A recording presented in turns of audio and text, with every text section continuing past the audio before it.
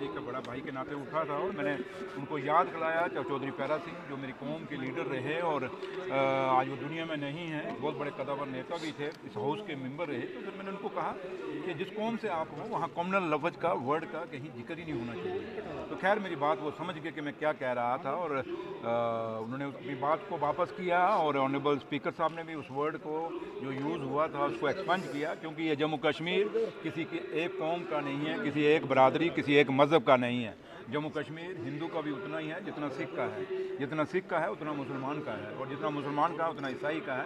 हर कौमों को अपने बराबर की हिस्सेदारी है और बाबा साहब भीमराव अम्बेडकर जी के जो आइन है उसके मुताबिक हर आदमी को राइट है। ठीक है कि जहाँ तक ताल्लुक है इंक्रोचमेंट जो है, लैंड ग्रैबर की कोई जात नहीं होती, कोई मज़हब नहीं होता, कोई खिता नहीं होता। Land grabber is a land grabber और लैंड ग्रैबिंग खाली आप जेडीए लैंड की जब बात करते हैं तो क्यों करते हैं? आप जब बात करते हैं लैंड ग्रैबिंग की तो खड्डों की भी बात करिए फिर।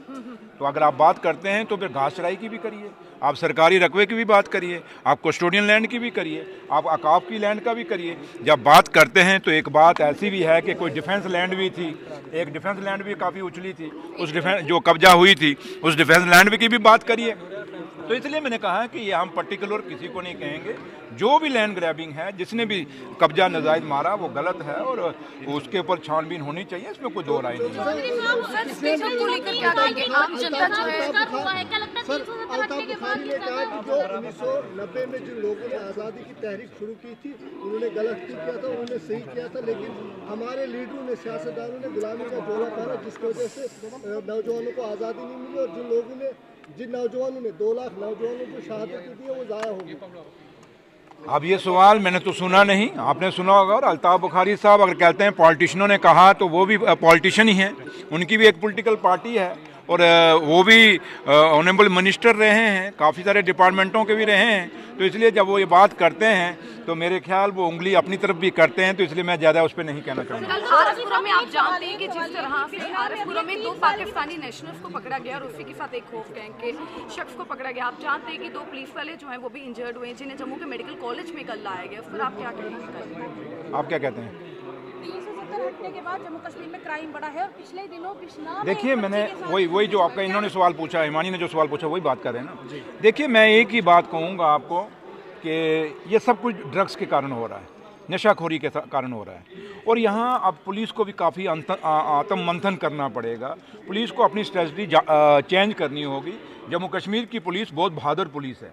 ये वो पुलिस है जिसने 35-36 साल उग्रवाद के साथ लड़ी है और दूर दराज के पहाड़ों में लड़ी है और कुर्बानियों से भरी हुई ये जम्मू कश्मीर की पुलिस है।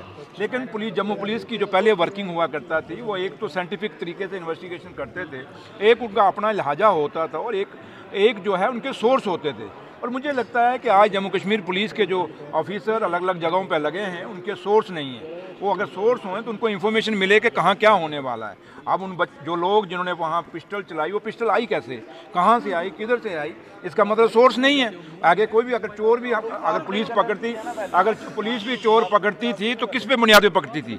वो पुलिस सोर्सों के ऊपर पकड़ती थी। और आप देखें पुलिस के, और आप लोगों को पूछना चाहिए पुलिस ऑफिसरों को ये सवाल कि भैया आपके सोर्स क्यों नहीं है। पहले मैक्सिमम लोगों का हर आदमी के, आप जैसे हम यहाँ खड़े हैं, हो सकता है पुलिस का एक सोर्स बीच में होता था। आज वो ज़माना नहीं रहा, हर आदमी को खुल है, जो मर्जी करो। तो इसलिए पुलिस को भी सोचना पड़ेगा, अपना वर्किंग कल्चर बदलना पड़ेगा, अच्छे ऑफिसर जो हैं उनको लगाना पड़ेगा। खाली काली ऐनकें पहन लें, मूँछों को ता दे दें और डंडा लेके चौकों में खड़े हो जाएं, इससे क्राइम ख़त्म होने वाला नहीं है।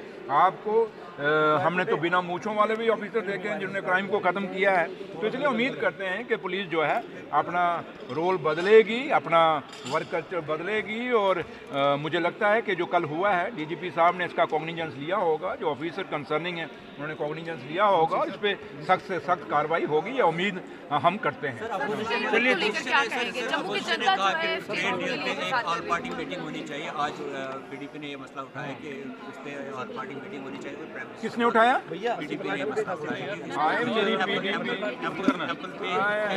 कहाँ से पीडीपी आ गई? पीडीपी बेचारी क्या करेगी? दुखियारी, मजबूर, बेहाल, पीडीपी क्या कहेगी? जहाँ तक ताल्लुक है कि स्टेट का दर्जा है वो मिलना चाहिए। और मेरे ख्याल सुनील शर्मा साहब आए हुए हैं, आसाम से घूम घाम के वापस आए हैं। उनको कहना, डिप्टी सीएम साहब कह रहा था कि जनाब ये स्टेट कब दे रहे हो, वादा उनका था, इलेक्शनों में उन्होंने कैंपेन की हुई है और लोगों ने उन पे यकीन किया हुआ है, भरोसा किया हुआ है। और अब सुनील शर्मा साहब को बोलिए यहाँ तो ज़रूरत ही नहीं है, जब आपकी नोटबंदी हुई थी क्या ऑल पार्टी मीटिंग हुई थी क्या?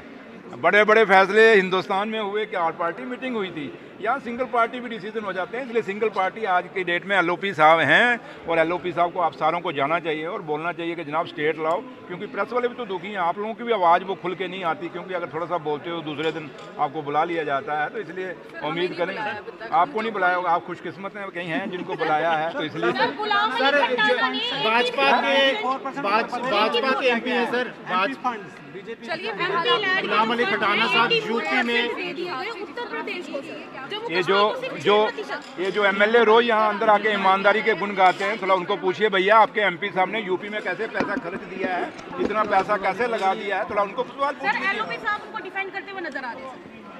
अब एलओपी साहब डिफेंड करते हैं तो क्या किया जाए, मार दिया जाए या छोड़ दिया जाए? अब एलओपी साहब thank you sir, thank you.